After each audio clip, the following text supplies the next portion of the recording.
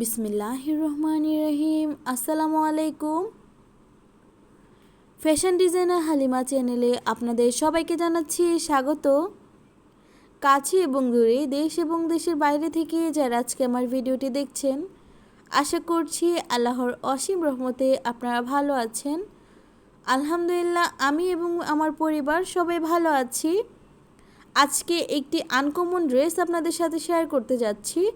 আজকের যে ড্রেসটি আমি তৈরি করেছি, এই ড্রেসটি আপনি যেই অনুযায়ী আমি তৈরি করছি, যেই মাপে তৈরি করছি, এই ড্রেসটি আমি তৈরি করছি 3 থেকে 3.5 বছরের বাচ্চার জন্য।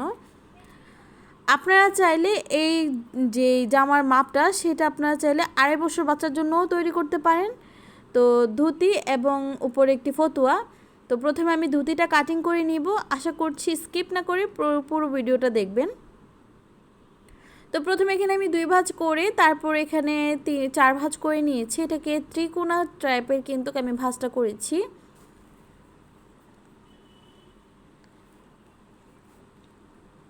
এখানে আমি যে প্যান্টের লংটা সেটা নিচ্ছি আমি 20 ইঞ্চি।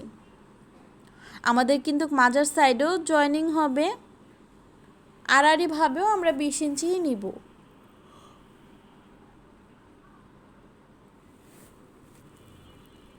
এই সাইড থেকেও আমরা নিচের দিকে দিয়ে একটু 20 ইঞ্চির মতোই নিচ্ছি।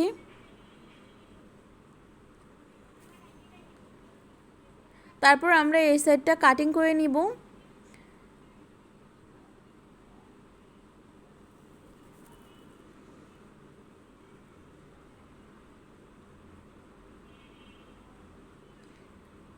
এখন আমরা এই সাইড থেকে যে সেলোয়ারের হাই এবং পায়ের যে সাইডটা সেটা নিব। এখান থেকে আমরা 3.5 ইঞ্চি একদম পায়ের নিচ পর্যন্ত সেটা নিচ্ছি মাপ।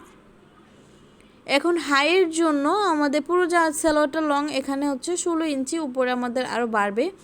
হাইয়ের জন্য নিচ্ছি আমরা 5 ইঞ্চি। আমরা উপরে যেহেতু আর একটু কাপড় ব্যবহার করব, সেই জন্য মাজাতে পট্টি।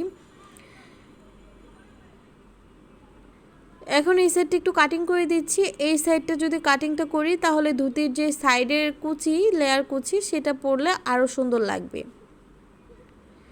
এখন আমি কলিটা কেটে ফেলেছি বা হাইটা কেটে দিয়েছি। তারপর আমরা এখন পায়ের নিচের যে মাপটা নিয়েছি সেটাও কাটিং করে দিচ্ছি।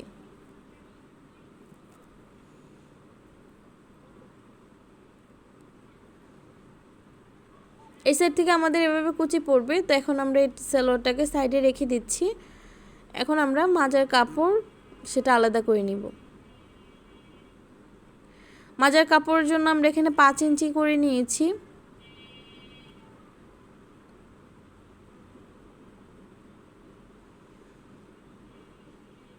তো আমাদের যেহেতু প্যান্ট কাটিং করা কমপ্লিট, ধুতিটা কাটিং করা কমপ্লিট, এখন আমরা ফতুয়াতে চলে এসেছি।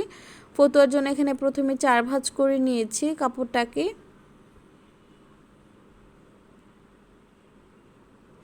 এখানে 4 পাট কাপড় নিয়েছি। গলার জন্য নিচ্ছি 5 ইঞ্চি কাঁধের অংশ সহ, আর হাতার মোহরা নিচ্ছি 4.5 ইঞ্চি, আর বডি নিচ্ছি এখানে আমরা 6 ইঞ্চি।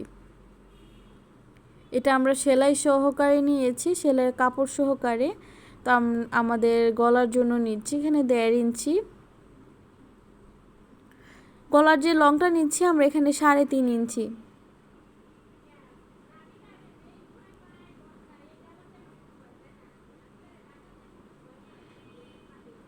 এখন আমরা চারো সাইডগুলো কাটিং করে নিচ্ছি।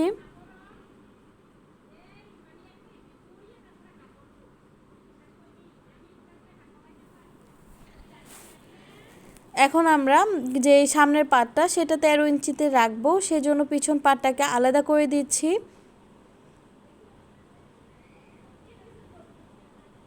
সামনের দিকটা আমাদের একটু রাউন্ড হয়ে নিচের দিকটা একটু লং হয়ে যাবে। তো লং বলতে আমাদের তো সাধারণ লংই দিয়েছি। এখন সাইডের কর্নারটা একটু কাটিং করে দিচ্ছি। পিছন পাড়ের গলাটা যেহেতু আমাদের সেম দিচ্ছি, সামনে এবং পিছনে সেম দিচ্ছি না, তো পিছন গলাটাতে আমরা বাটন হোল ব্যবহার করব। চাইলে কিন্তু সামনে পিছনে সেম দেওয়া যায়। আমি যে সালোয়ারের সাইডের যে ধুতির সাইডের যে অংশটা কাটিং করে রেখেছিলাম একটু 1 ইঞ্চির মতো, সেই দিকটা বন্ধ করে দিচ্ছি। উল্টো সাইড দিয়ে কিন্তু বন্ধটা করছি।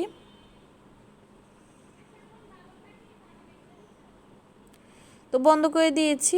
এখন আমরা যেই সালোয়ারটা সেটা সেলাই করে নিব। হাইয়ের সাইড থেকে ধরে আমরা এখন কুচি দিয়ে দিচ্ছি।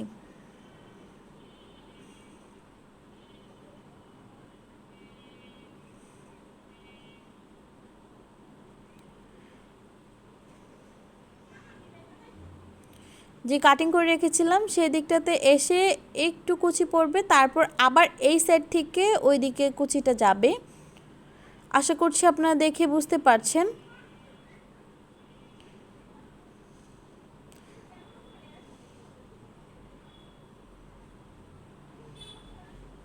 প্রথমে আমাদের এদিকে কুচি এসেছে, তারপর আবার নিডল বরাবর কুচিটা যাবে।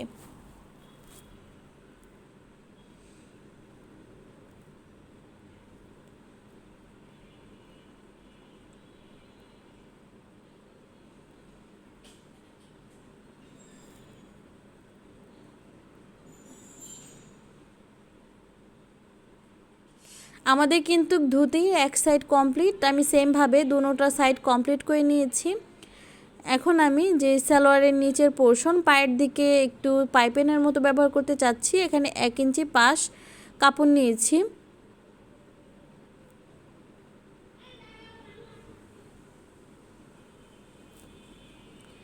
তো আমি পাইপিনটা কিন্তু চিকন করে ব্যবহার করছি এখানে। এটা আমাদের সামনের দিক বা ফ্রন্ট পাশ। সেমভাবে আমি পায়ের অপর সাইডেও জয়েনিং করে নিয়েছি। এখানে মাজার কাপড় নিয়েছি 12 ইঞ্চি আর 7 ইঞ্চি নিয়েছি। তো এটাকে আমি দুই ভাঁজ করে নিয়েছি। এখন আমি এটার মাঝখান থেকে এভাবে 4 ভাঁজ করে আমি দাগ দিয়ে দিচ্ছি, যেহেতু এটা আলাদা আলাদা আছে। এই ক্ষেত্রে আমাদের যে মাঝখানে কাটিং করা হয়েছিল ওই সালোয়ার সাইডটা, ওই সাইডটা এই দাগ বরাবর থাকবে।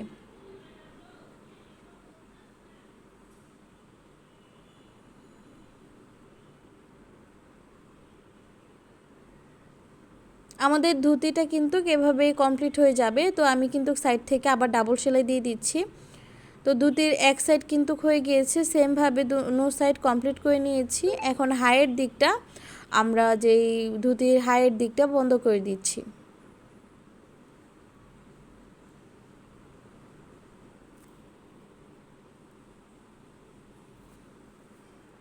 সেমভাবে দুটোটা হাই লাগিয়ে নিচ্ছি। তারপর যে সালোয়ারের একদম শেষ হাই সেগুলো একদম পায়ের নিচ থেকে একদম ঘুরিয়ে পুরোটা সাইড বন্ধ করে দিচ্ছি।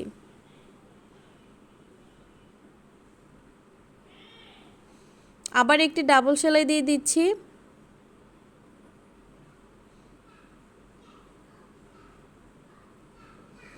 তারপর এখানে বেল্টের জন্য আমি এখানে একটু ভাঙা দিয়ে দিচ্ছি।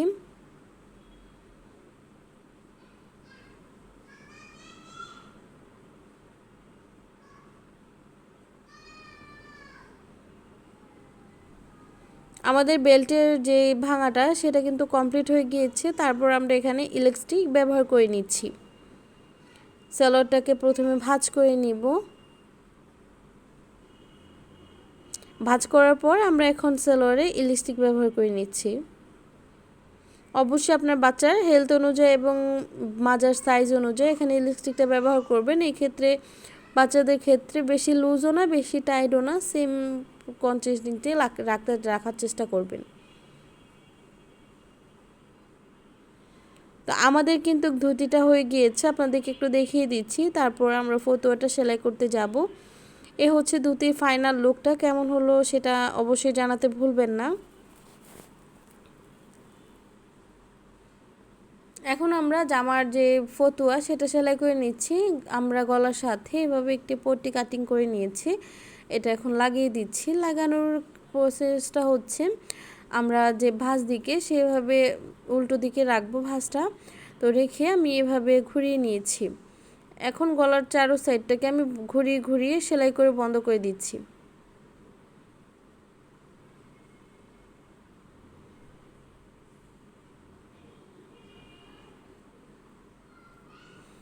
এখন আমরা যে একটু করে ছোট্ট করে পায়ে পেন কেটে নিচ্ছি, এটা আমাদের যে বউ লাগাবো একটু গলাতে, সেজন্য এটা দেখতে যত সুন্দর হয়।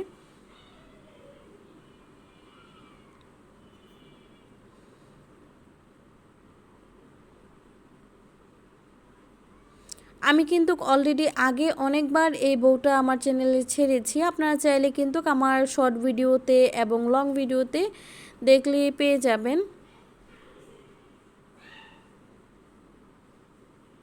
এখন আমি বউটা লাগিয়ে নিচ্ছি।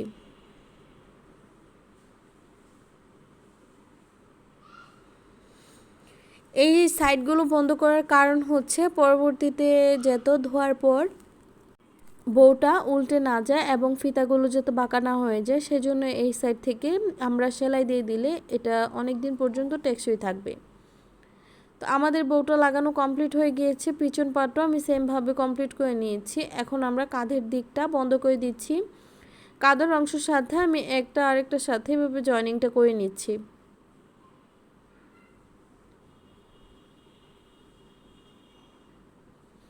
কাঁধের সাইডটা যেহেতু জয়েনিং করা কমপ্লিট, এখন আমরা হাতাতে পাইপিং ব্যবহার করব। হাতাতে পাইপিং ব্যবহার করার জন্য এখানে আমি কাপড় কিছু জোড়া লাগিয়ে নিচ্ছি।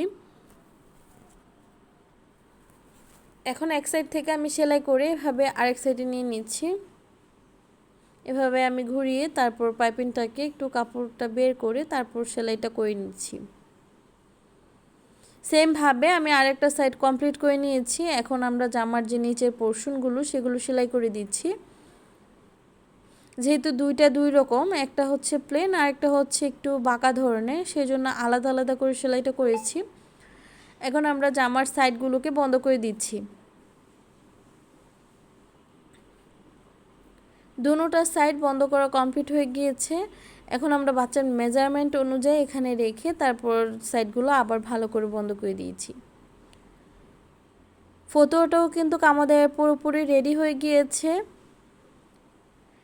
এই যে ফতুয়া এবং ধুতি দুটোটা একসাথে রেখেছি। অবশ্যই আমাকে কমেন্ট বক্সে জানাতে ভুলবেন না যে কেমন হলো এই ধুতি এবং ফতুয়াটা। অবশ্যই কমেন্ট বক্সে জানিয়ে দিবেন। আর ভিডিওটা যদি ভালো লেগে থাকে অবশ্যই একটা লাইক দিতে ভুলবেন না। আর নতুন যারা আমার চ্যানেলে যুক্ত হচ্ছেন অবশ্যই চ্যানেলটি সাবস্ক্রাইব করে সাথেই থাকবেন। আজকের মতো এখানেই বিদায় নেব। আল্লাহ হাফেজ, আসসালামু আলাইকুম।